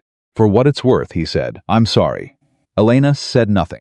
Not because she was being cruel. Because she had learned, very precisely, the difference between apologies that deserved response and apologies that simply needed to be witnessed. She witnessed it. She let it exist. She did not offer forgiveness, and she did not offer condemnation. He walked out. The office was quiet. Lucian looked at the key card in Elena's hand. "The archive," he said. "Today," she said now. "Before anyone makes a call that changes something." He was already reaching for his jacket. Unit 7C. The facility was 40 minutes north of the city, a climate-controlled building that stored the private archives of estates, law firms, and individuals who needed their documents preserved outside ordinary institutional channels. The kind of place that didn't advertise. The kind of place that existed in the gap between what was public and what was deliberately not. The key card worked. They found the box exactly where Adrian had said it would be. It was gray. Standard archival size. Victor Vale's handwriting, on the label small, precise. A businessman's handwriting, the writing of someone who believed in order. Elena lifted the lid. Inside, organized in labeled folders the way Finch had organized his statement. The way the whole poisonous architecture had been organized from the beginning, with a particular tidiness of people who believed their version of events would never be challenged. And there they were. The original forgeries. The documents that had turned Thomas Marlowe's witness account into a criminal record. She recognized the shape of them from Finch's description, the falsified transaction logs, the altered account statements, the manufactured trail that had looked so convincingly like betrayal that even the man who trusted Thomas Marlowe most had been deceived by it. Beside the forgeries, in a separate folder labeled in Victor Vale's hand, originals retained. She opened that folder. Her hands were steady. Inside were 8 pages in her father's handwriting. His actual financial investigation. The real record. The thing he had compiled over 8 careful weeks when he believed he was helping, when he believed that, finding the truth and reporting, it was the right thing to do. She recognized the handwriting, the way you recognize a voice you haven't heard in years, the slope of the letters, the way he pressed hard on certain words. She had seen it on birthday cards, on grocery lists that her mother had kept in a kitchen drawer, on a letter he'd written her that her mother had given her when she turned 18, a letter he'd written when she was 4, to be given to her when she was grown, that started with "Dear Bug, if you're reading this, you're old enough to know that I love you more than any letter can hold." She recognized his handwriting, and it was doing exactly what he'd said it would do the night before the accusations came. It was telling the truth. She stood in the archive with 8 pages of her father's handwriting in her hands, and 22 years of a lie folding quietly in on itself, and she let herself feel the full weight of it, all of it. The grief and the rage and the long, exhausting ache of growing up with a name that felt like an apology. She let herself feel it, and then she placed the pages carefully back in their folder. She looked at Lucian. He was watching her with the expression she had come to recognize, the one that wasn't quite anything she had a good word for yet, The one that had started at table 17 when he'd said, "You were the first person in years who looked at me and didn't see power." "We have everything," she said. "Yes. Then we finish it." She put the folders back in the box. She picked up the box. She carried it out herself, because this was her father's story, and she was the one who was going to carry it home. Lucian held the door. He didn't try to take the box from her. He understood, without being told, that some things a person needs to carry themselves. The next 3 weeks moved in a blur of legal precision that Elena moved through with the same methodical focus she had always brought to work, the same focus that had made her the best assistant in every office she had ever worked in, only now directed at the most important project she would ever touch.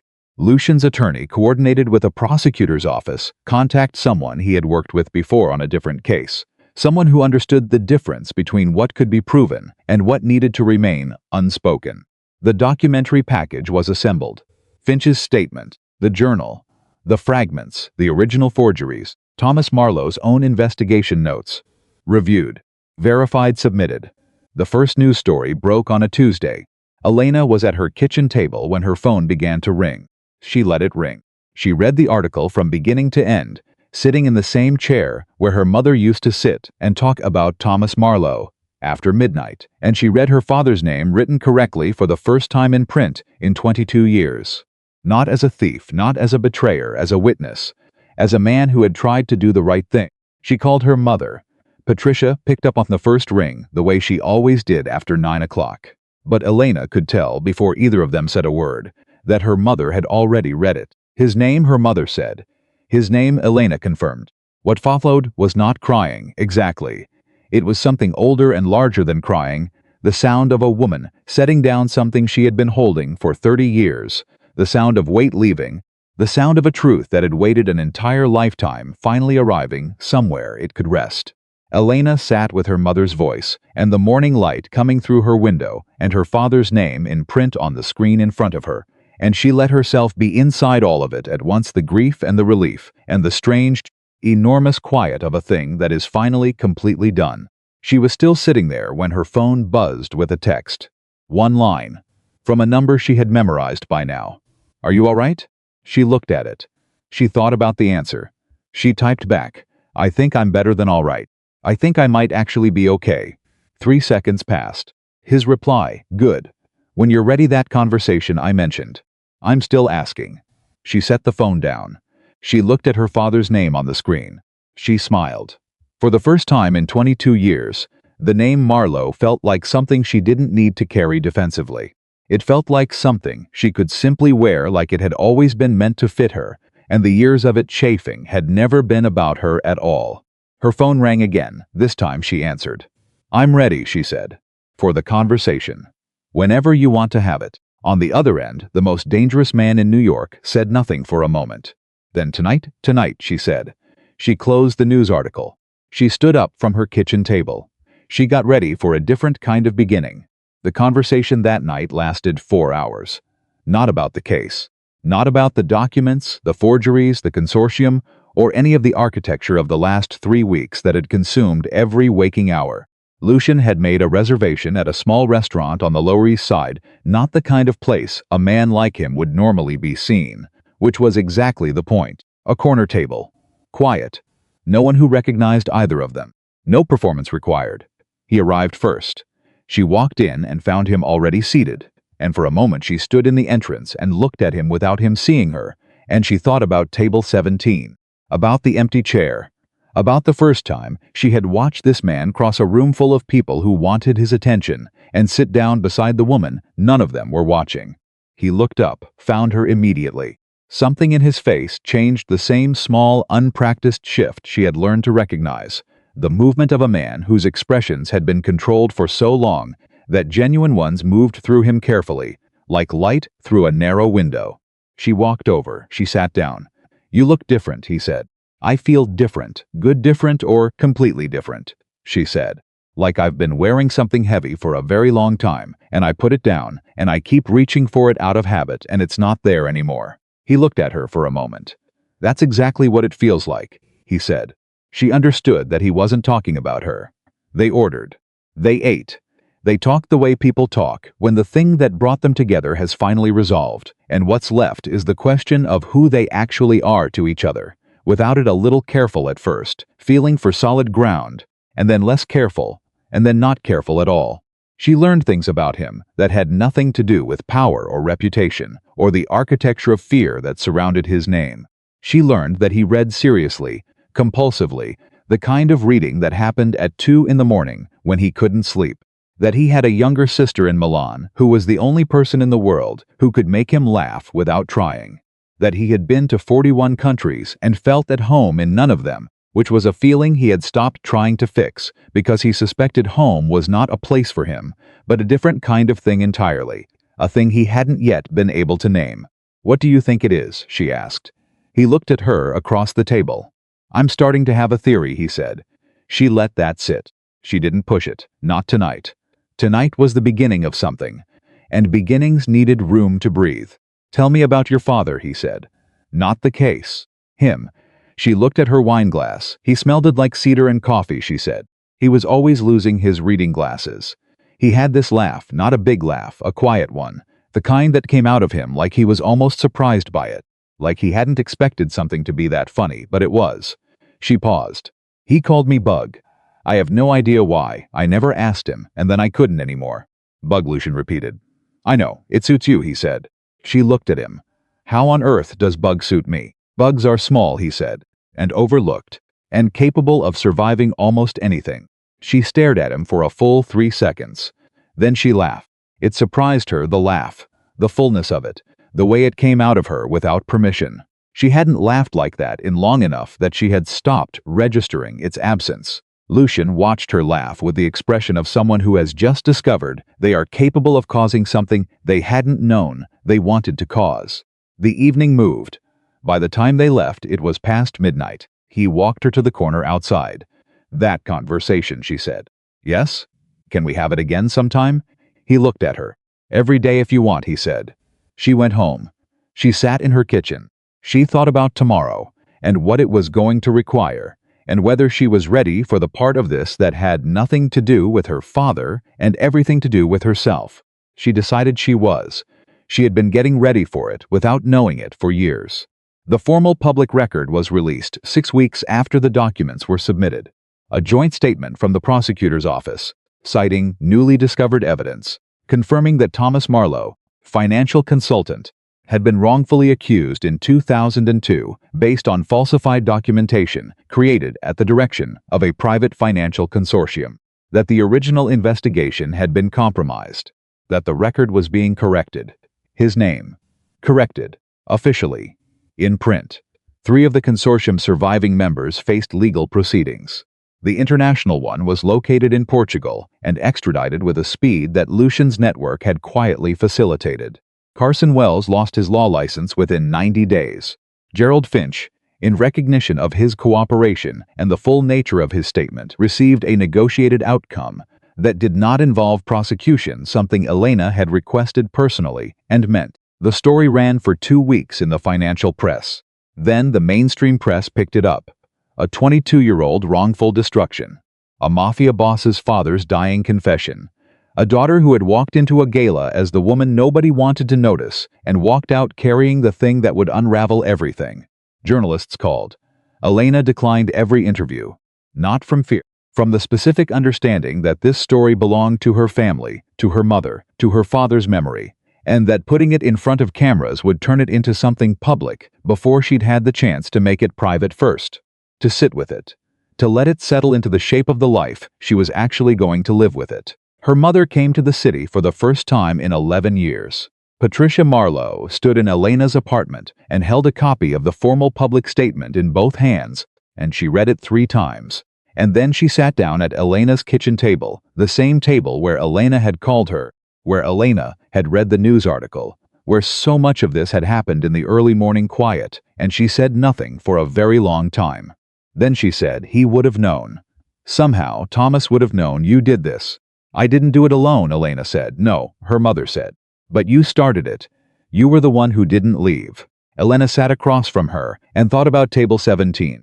About the choice that hadn't felt like a choice at the time, the decision to stay in her seat when every part of her wanted to leave, to not give Adrian Vale the satisfaction of her retreat, to simply remain. That was where it had started.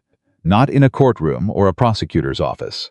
In a corner of a ballroom, at the smallest table in the room, with a woman who had decided she was done making herself smaller. "I'm going to do something," Elena said. "With what's left. With whatever platform comes out of this, the attention, the recognition, whatever form it takes."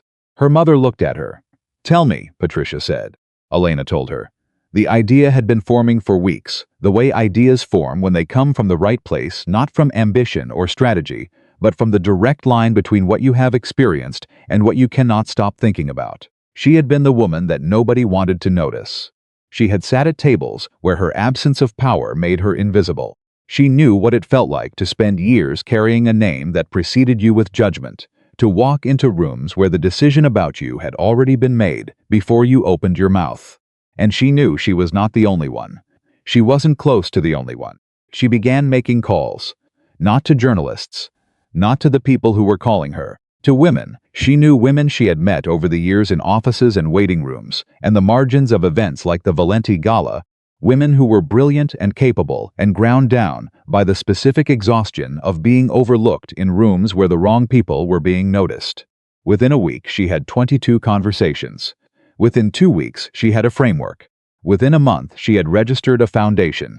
She named it after her father, the Thomas Marlowe Foundation, supporting women who had been wrongfully dismissed, professionally destroyed, or systematically excluded through legal aid, professional development, mentorship networks, and the kind of advocacy that understood institutional power from the inside because the people running it had spent their lives navigating it.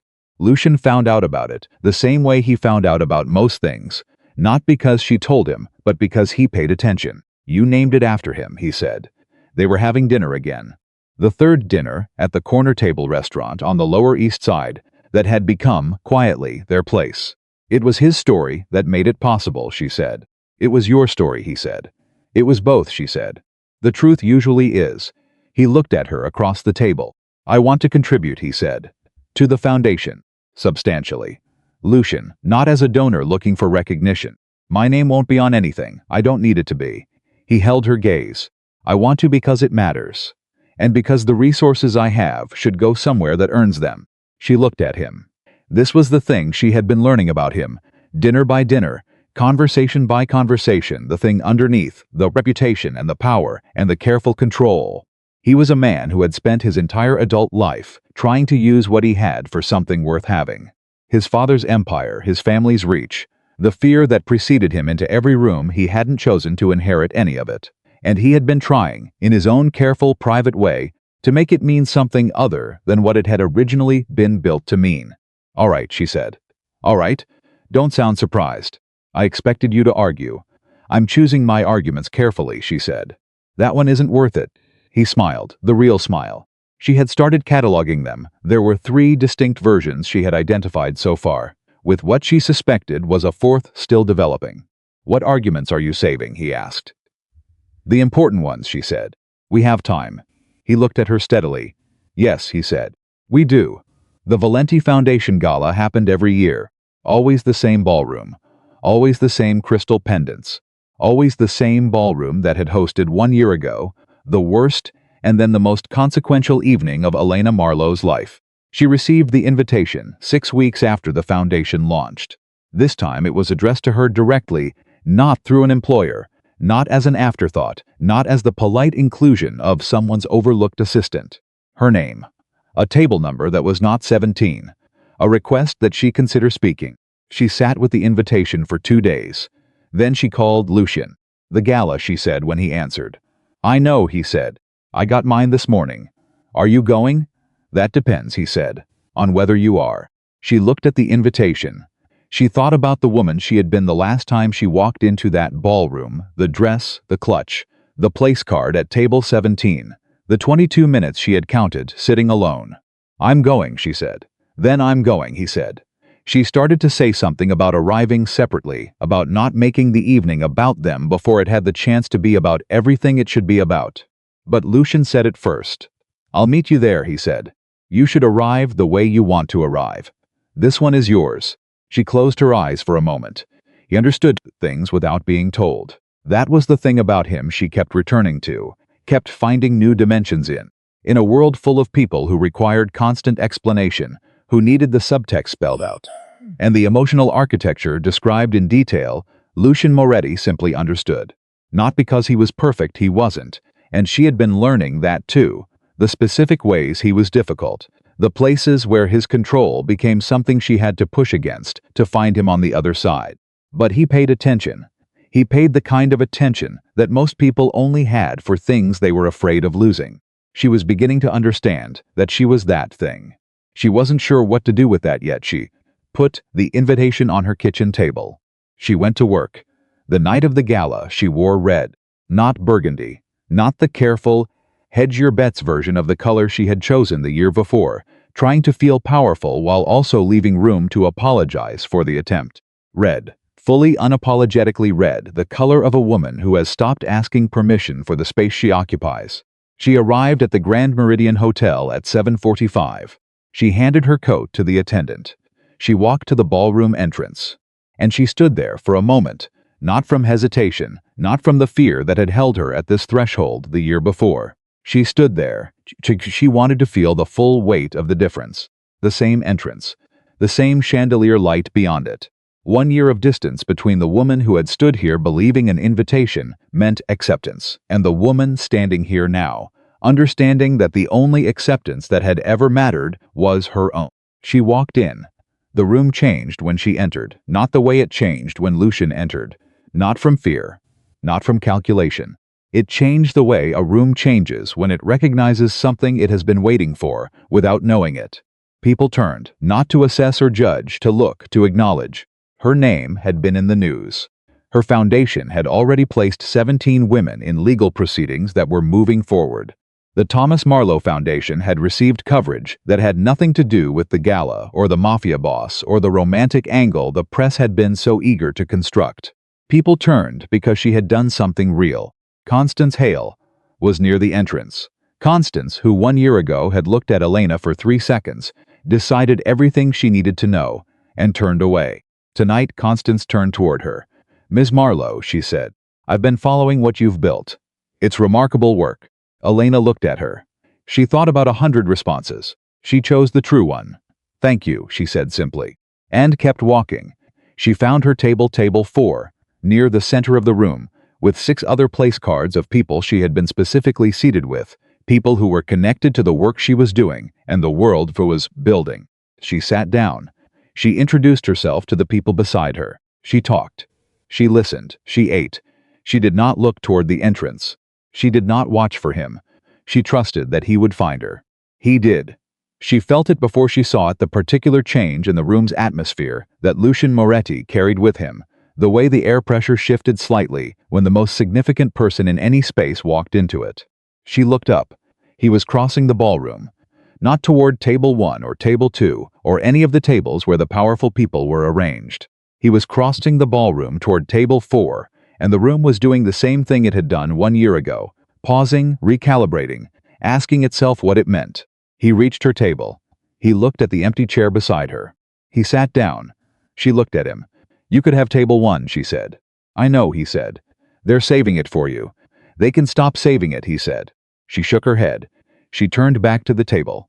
But she reached under the tablecloth and found his hand, and she held it, and he held hers back, and neither of them said anything about it, and the evening moved around them, the way evenings do when the people inside them have finally fully arrived.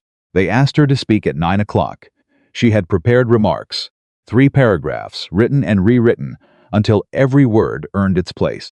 She walked to the small podium at the front of the room, and she looked out at 400 faces, some of them the same faces that had been here a year ago. Some of them new, all of them turned toward her, with the attention of people who understood that something worth hearing was about to be said.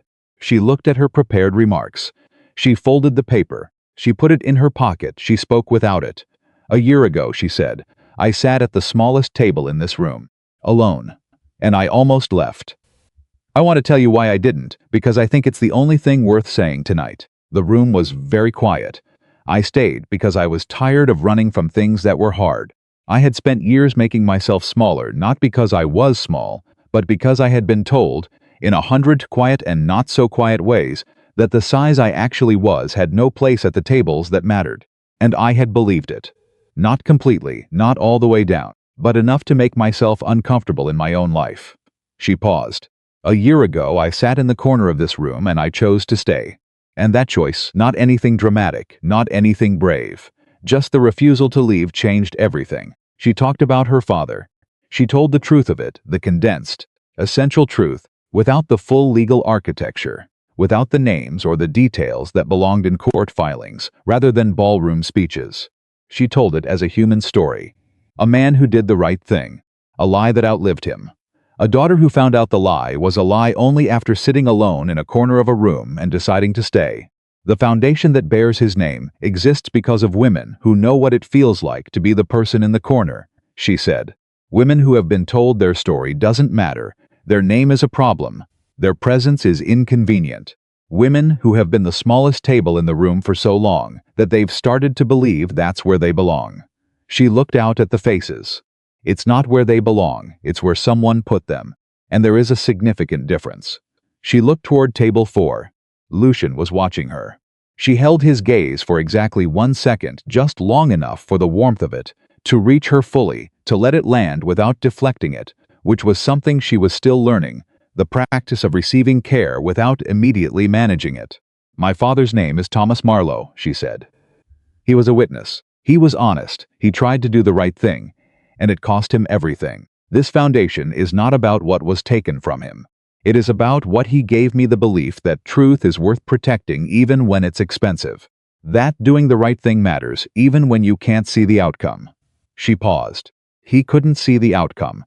But I can, and it's this room. It's the work. It's the 17 women whose legal proceedings are moving forward right now. Because someone finally showed up for them, the way someone finally showed up for me. She let the last word breathe. Thank you. The applause began.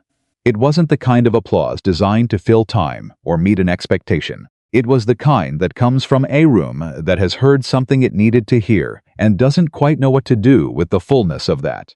She walked back to table 4. Lucian said nothing when she sat down. He didn't need to.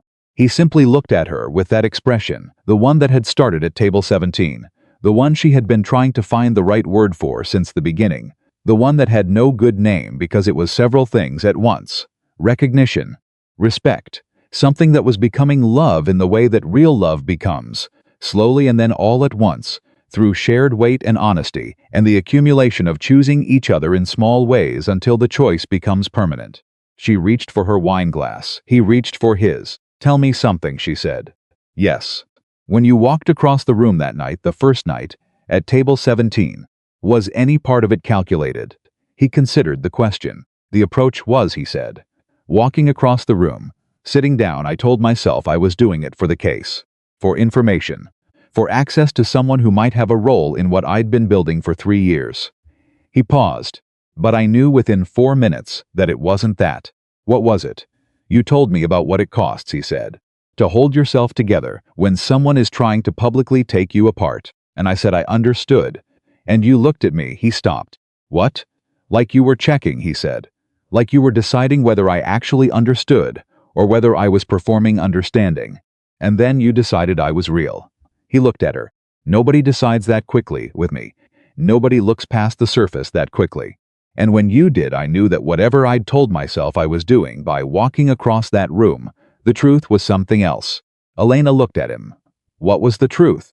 That I'd been waiting, he said, without knowing I was waiting, for a long time. For someone who would look at me and decide I was real. She set her wine glass down.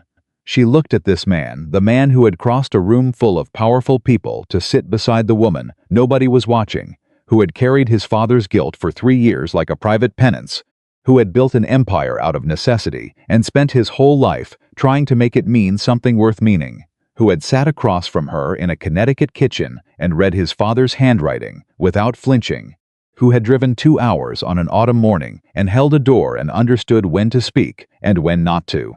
She reached across the table. She placed her hand over his. You are real, she said. He turned his hand over. He held hers. "So are you," he said. Later that night, after the gala had ended and the crystal pendants had gone dark, and the grand ballroom of the Grand Meridian had emptied back into the ordinary quiet of a building at the end of its evening, Elena and Lucien stood in the entrance where she had stood a year ago and almost turned around. She looked back at the room, at table 4, at the place she had sat and spoken, and held his hand under the tablecloth, at the corner half hidden behind a decorative column where table 17 had been. It was just a table now, an ordinary table in an empty room. Not the smallest table in the room anymore, or maybe it was, she couldn't tell from here. It didn't matter. What mattered was that she had sat there, and she had chosen to stay, and everything that followed had followed from that one quiet decision. "What are you thinking?" Lucien asked. She kept looking at the corner. "That it was always going to be here," she said. "The truth. It was here the whole time, buried under 22 years of other people's decisions. And it only came out because I didn't leave." He stood beside her, not close enough to be a statement, close enough to be a presence, close enough to be the thing she had started to understand. He was not a savior, not a complication, not the most dangerous man in the room. A person who had chosen her in the specific and serious way that some choices get made, not once but repeatedly, in each moment that required it. "My father wrote," she said, "that truth is worth protecting, even when it's expensive." He was right, Lucien said. "It cost him everything," she said. "And it gave you everything," he said. "Not the cost. The truth." She looked at the empty room, at the empty table in the corner, at the chair that had once held the woman nobody wanted to notice. She thought about something Lucien had said the first night, at that table, when the ballroom was still full and the evening was still performing itself around them. Nobody deserves to sit alone. She had thought then that it was about her, about that night, about the specific visible loneliness of a woman at a corner table. She understood now that it was larger than that. It was the whole shape of what the foundation was, the whole shape of what her father had tried to do, the whole shape of what Lucien had been trying to make right for 3 years in private. Nobody deserves to sit alone inside a lie that was made about them. Nobody deserves to carry the weight of someone else's cruelty as though it were their own failing. She turned away from the empty room. She faced forward. "Let's go home," she said. He held the door. She walked through it. The name Marlowe was not a weight anymore. It was a foundation, literally, and in every other way that mattered, solid enough to build on, real enough to be worth something, true enough at last to carry without bracing against it. Thomas Marlowe had been a witness, and his daughter had finished his testimony. That was the whole story, and it was enough, and it was true, and it was hers.